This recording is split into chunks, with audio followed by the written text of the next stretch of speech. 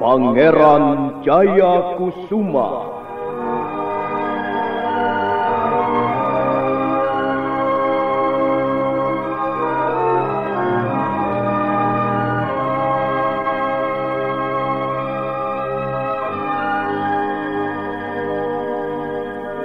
Sebuah serial drama radio yang dipersembahkan oleh Teater Sanggar Cerita dan Sanggar Prativi bekerja sama dengan PT Bayer Indonesia.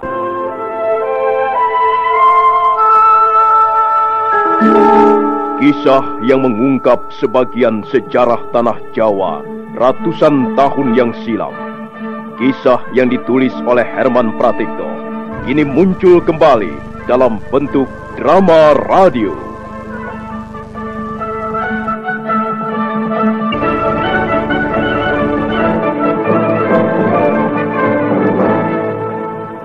Naskah disusun dan diolah oleh S. Tijab, teknik dan montase Rudi Tinangon dan M. Pranoto, sutradara E.W.S. Yuwono.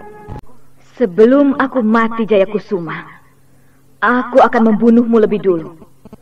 Aku akan membakar mayatmu dan menyimpan abumu di tempat yang sudah disediakan guru. Kemudian, aku akan membakar diriku sendiri. Sedang untuk menyimpan abuku, aku akan menugaskan seseorang yang bisa aku percaya. Bibi hanya mau menakut-nakuti aku. Kau boleh percaya, boleh tidak. Tapi itulah rencana guru untuk menyelamatkan ilmu sakti dan para pewarisnya yang sah. Mengapa kau memandang bibimu dengan cara begitu? Jayakusuma. Iya, Bi. Kau memang anak nakal. Apa yang sedang kau pikirkan? Aku hanya sangat menyayangkan kalau wajah cantik seperti Bibi harus dibakar. Kusuma, kau ingin kucentil kupingmu lagi? Jangan, Bi, jangan. Baiklah, aku tidak akan memandang wajah Bibi lagi. Aku akan menundukkan mukaku terus-menerus. Aku tidak akan menjadi anak nakal lagi. Aduh, sudah. Ayo, kita menengok Eyang Raganata. Mungkin sekarang beliau sudah siuman. Waktu mereka tiba, Ki Raganata tengah duduk bersila sambil mengatur pernapasannya. Mereka menunggu sesaat sampai laki-laki tua itu membuka matanya pelan-pelan. Gusti Putri sudah membawanya ke ruangan itu. Sudah, Eyang. Dan dia sudah mengucapkan janji setianya pada guru. Sudah, Eyang. Di samping itu, saya juga sudah menjelaskan segala sesuatu yang menyangkut kamar-kamar perabuan. Bagus. Nah, Angger Jayakusuma, mulai hari ini Angger telah resmi menjadi murid Empu Kapakisan. Kau tidak boleh berlaku sembarangan lagi, Jayakusuma. Sebab apa yang akan kau lakukan menyangkut nama baik almarhum guru kita. Dan selanjutnya, Angger tinggal berlatih dan berlatih, memperdalam ilmu sakti yang tiada bandingannya di seluruh Majapahit ini. Berlatih? Siapa yang akan menemani saya berlatih, Paman? Eyang? Tentu saja Gusti Putri Ratno Marlangen yang akan membimbing Angger Pangeran. Enaknya. Mana mau aku menemanimu berlatih, anak berandal. Ya, jangan begitu, Gusti Putri. Jangan pelit kalau menjadi orang kaya ilmu. Iya, benar, Eyang. Bibi pelit. Di samping itu dia judes, galak. Diam, cerewet. Kalau aku tidak galak, tentu kau akan kesenangan. Lama-lama kau akan berani kurang ajar padaku.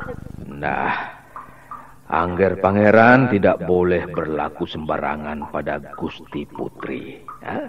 Sebab dialah yang ditunjuk langsung oleh guru sebelum beliau wafat untuk membimbing siapa saja yang beruntung menjadi ahli waris ilmu kapakisan.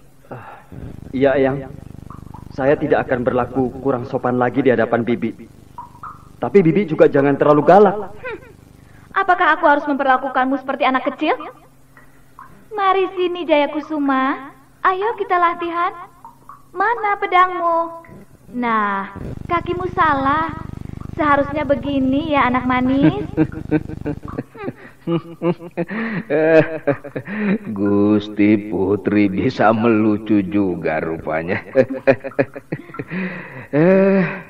Tapi Nger, ya, bagaimanapun juga, Bibi Retno Marlangen ini sekarang adalah guru Angger Pangeran. Nah, dengar Kusuma, aku sekarang gurumu. Jadi kau harus menuruti segala perintahku. Tapi aku akan tetap memanggil Bibi saja. Boleh kan? Tidak boleh.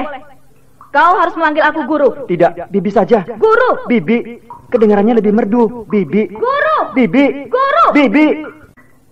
Bukankah lebih merdu kalau kupanggil Bibi? Tapi panggilan yang cocok adalah guru. Bukankah aku yang akan membimbingmu? Ya, itulah sebagian pekerjaan anak-anak muda. Dulu, waktu aku masih muda juga begitu. Tapi sudahlah. Mengapa soal kecil begitu harus diributkan? Gusti Putri, kalau memang Angger Pangeran Jayakusuma ingin memanggil Bibi, apa salahnya? Bukankah memang Gusti Putri adalah benar-benar bibinya? Nah, Eyang Raganata ternyata setuju dengan pendapatku. Nah, sekarang dengarkan. Meskipun sebenarnya Gusti Putri dan juga Angger Pangeran adalah putra-putri seorang raja, tapi karena hati saya sudah demikian dekat, tak apalah kalau saya memanggil Tuan Putri dan Angger Pangeran dengan sebutan anakku. Apakah Tuan Putri tidak keberatan? Sama sekali tidak, Eyang. Justru saya merasa sangat terharu. Karena bagaimanapun juga saya sudah menganggap Eyang seperti orang tua saya sendiri. Demikian juga saya tidak keberatan, Eyang. Malah saya merasa bangga mempunyai orang tua seperti Eyang Raganata. Ya. Begitu baik hati dan sangat memperhatikan kami. Apa enaknya menjadi anak raja kalau hidupnya dikekang, ditekan, atau bahkan ditelantarkan? Jangan begitu, Nger. Bagaimanapun juga, Angger tetaplah putra Sri Baginda Hayam Wuruk. Dan apapun kebijaksanaan yang diturunkan untuk Angger, tentulah tujuannya baik. Iya, tapi saya lebih cocok dengan Eyang. Saya manusia, tidak bisa dicetak seperti batu bata. Iya, saya mengerti.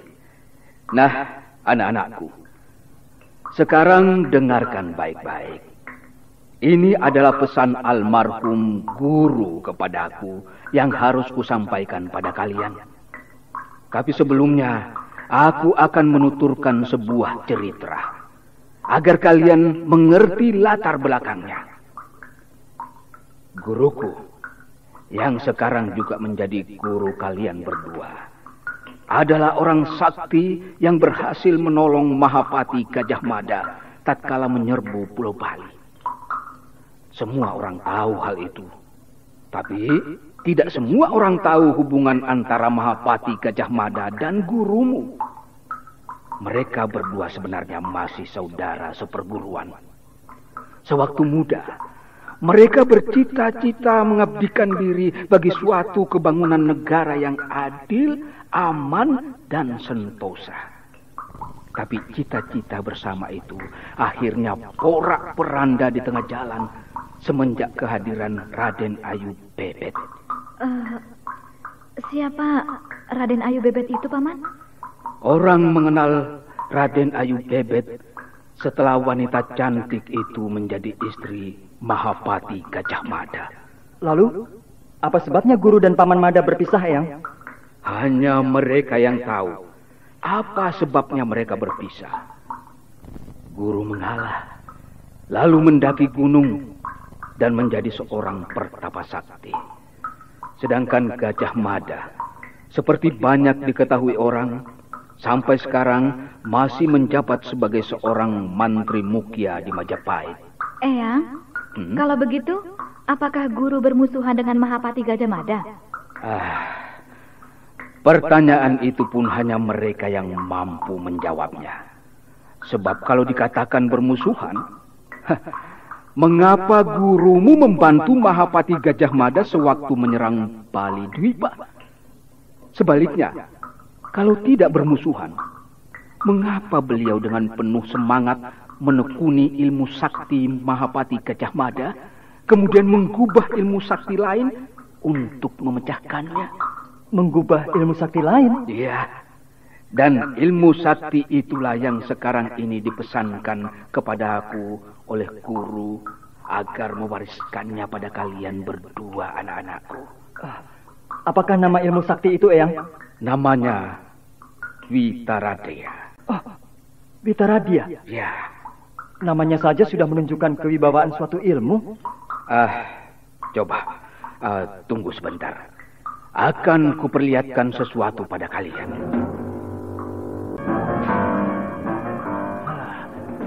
Kalau saja aku sudah menguasai ilmu sakti Witaradia, akan kuobrak-abrik perguruan Jabon Garut. Kusuma, ilmu sakti tidak untuk membuat keonaran, tidak untuk membalas dendam, tidak untuk mengalahkan siapa-siapa.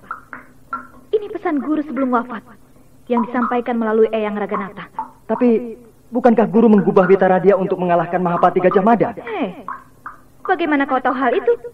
Sedangkan Eyang Raganata sendiri pun tidak berani memastikannya. Menurut Eyang Raganata, Mahapati Gajah Mada adalah manusia besar dengan segala kelebihan dan kelemahannya. Demikian pula Eyang Kapakisan, guru kita, adalah juga manusia besar dengan segala kelemahan dan kelebihannya. Kalau toh mereka tidak bisa bertemu di satu titik, ya, itu hanya karena perbedaan cara mengamalkan ilmunya. Lain tidak? Eyang Raganata datang. Anak-anakku, di dalam kotak besi ini terdapat sebuah buku dan 2 buah pedang pendek. Lihatlah sendiri. Nah, inilah buku itu. Bentuknya 4 persegi panjang dan ditulis di atas lembaran-lembaran kain sutra yang mungkin bahannya diperoleh dari negeri seberang. Indah sekali buku ini. Bukan hanya indah kulit luarnya, tapi indah juga isinya. Ya, tentu saja bagi mereka yang bisa membacanya. Nah, dan inilah pedang pendek itu. Pedang ini namanya Pancakumara. Semenjak masih hidup, guru tak pernah terlepas dari pedang ini. Dan sekarang pedang ini pun diwariskan pada kalian berdua sebagai murid-muridnya.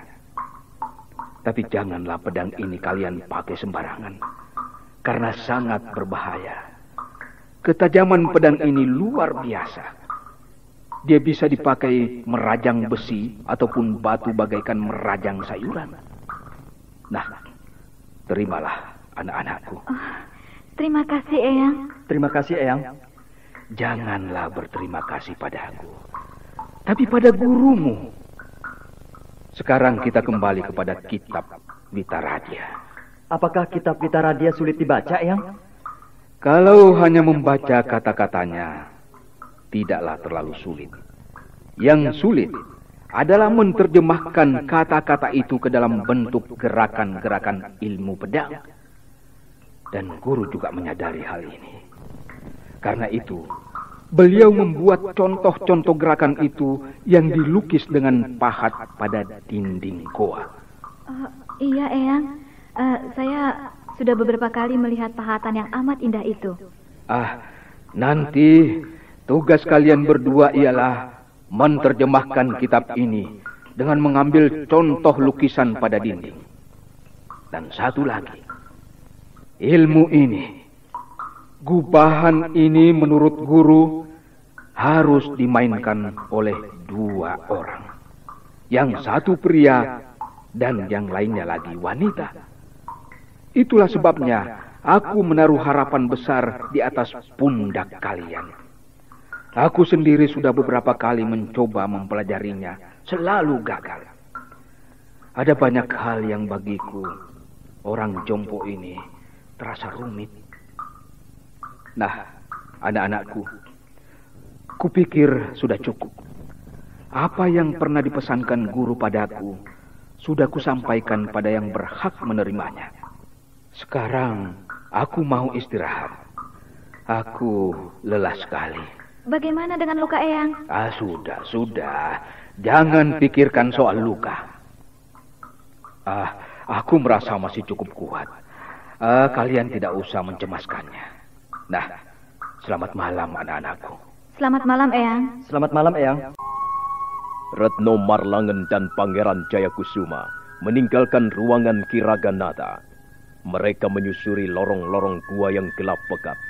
Tapi karena sudah terlalu biasa, Retno Marlangen bergerak dengan cepat. Sesampai di depan kamarnya, gadis itu berhenti. Tanpa menoleh kepada Pangeran Jayakusuma, dia berkata, Jayakusuma, kau ikut aku.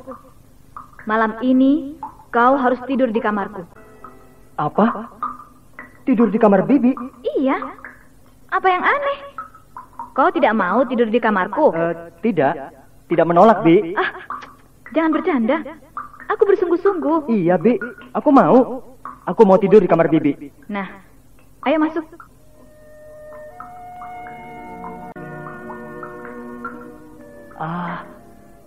Ruangan tidur yang nyaman. Tentu aku akan bisa tidur dengan nyenyak. Apakah ini ranjang tidur Bibi? Jangan mengotori tempat tidurku. Ayo turun. Maaf, Bi. Tapi kulihat tak ada tempat tidur lainnya di ruangan ini. Aku akan tidur di mana? Kau kira kau akan kusuruh tidur di mana? Di situ, di ranjang Bibi.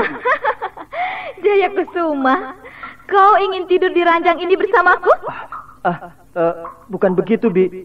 Soalnya tak ada tempat tidur yang lain. Jayakusuma, kau boleh saja tidur di ranjang ini bersamaku kalau aku menghendakinya. Tapi sayang sekali, aku tidak menghendakinya. Jadi ya terpaksalah kau tidur di situ. Di mana? Di situ, di lantai batu itu. Dingin sekali di sini, Bi. Masa bodoh, bukan urusanku. Nah, selamat tidur. Nasib. Selamat tidur, Bi. Malam itu terasa dingin, terlebih bagi Pangeran Jayakusuma yang tidur di atas lantai batu. Sampai larut malam dia tak bisa tidur. Dia berusaha memejamkan mata agar tidur, tapi semakin dia berusaha, semakin susah untuk tidur. Lain halnya dengan Retno Marlangen yang nampak tidur nyenyak sekali. Dalam keremangan cahaya pelita daun jarak, Pangeran Jayakusuma melihat betapa cantiknya gadis remaja itu. Bibi, kau memang cantik sekali. Tapi sayang kau seperti tidak punya hati. Kau galak bagi kucing beranak. Bibi Retno Marlangen? Retno Marlangen?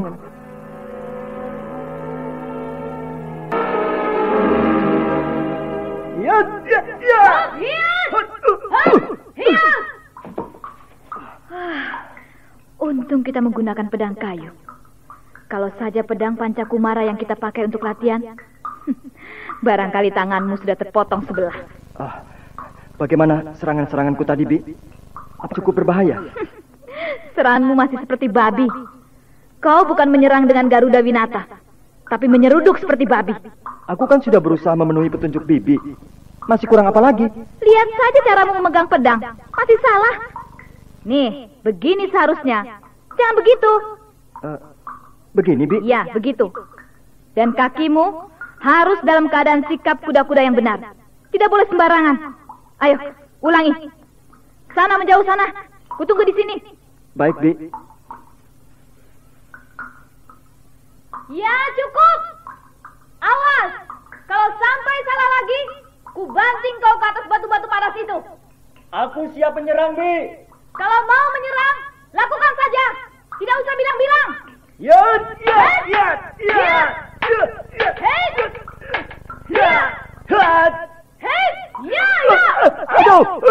Aduh. Mengapa Bibi menggebuk punggungku? Karena kau sudah berbohong padaku. Sudah, Bi. Sakit kan? Sekarang kau jawab pertanyaanku. Apa benar kau sudah pernah belajar ilmu Garuda Winata? Sudah, Bi. Aku belajar di perguruan Jabon Garut. Coba lihat. Kau kenal jurus ini? Hup, hiya, hei, ya, hup, hiya, hup, hiya, hiya, hei, Kalau hiya. tidak salah, itu jurus elang memangsa. Nah, betul. Kedua lengan terpentang lebar. Oh, bukankah itu bentuk seekor elang? Hup, hiya. Kenal jurus ini tadi? Kenal, Bi. Jurus elang menyambar mangsa. Iya, benar. Sekarang lihat. Hup.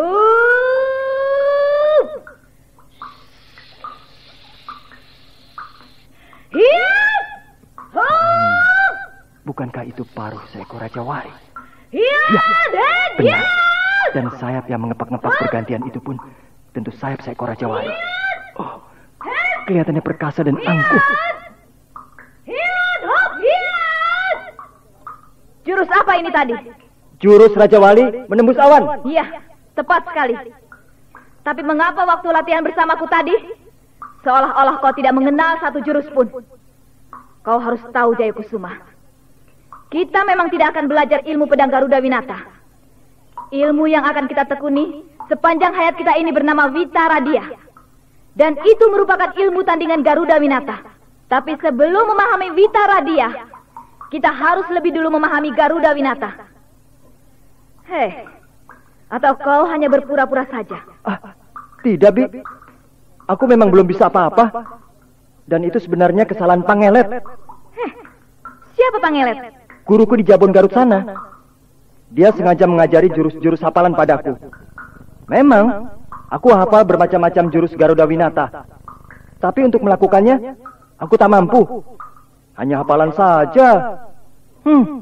Pangelet memang licik. Tapi dia sekarang sudah mati. Maksudmu Pangelet yang pernah datang ke perguruan Kapakisan beberapa waktu yang lalu? Iya, Bi. Dia mati karena terkena lemparan senjata rahasia Bowong, pamannya sendiri. Aku baru mendengar ada sang guru hanya mengajarkan jurus-jurus hafalan pada muridnya. Untuk apa jurus hafalan begitu? Barangkali untuk mencelakakan muridnya sendiri, Bi. Tidak ada guru yang berniat mencelakakan muridnya. Itulah sebabnya aku tak mau memanggil guru pada Bibi.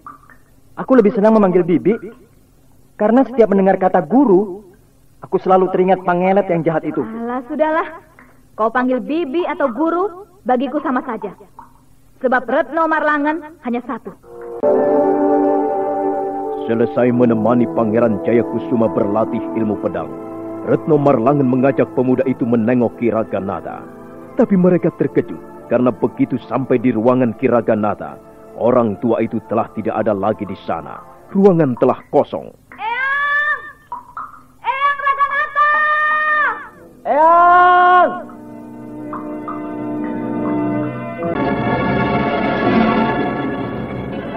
Ruangan tidur Ki Raganata kosong. Entah kemana perginya orang tua itu. Tiba-tiba saja lenyap seperti ditelan bumi. Retno Marlangen dan Pangeran Jayakusuma masih penasaran. Mereka mencari ke sana kemari. Hampir setiap sudut mereka periksa dengan seksama. Bahkan mereka mencari sampai di luar goa sambil memanggil-manggil tiada hentinya. Eyang! Eyang Raganata! Eyang Raganata! Namun tiada yang menjawab bunyi panggilan itu. Suasana goa Kapakisan bahkan terasa semakin sunyi. Mereka menjadi putus asa. Kemudian kembali ke ruangan tidur Ki Raganata. Dan di atas pemparingan orang tua itu, Pangeran Jayakusuma menemukan sepucuk surat.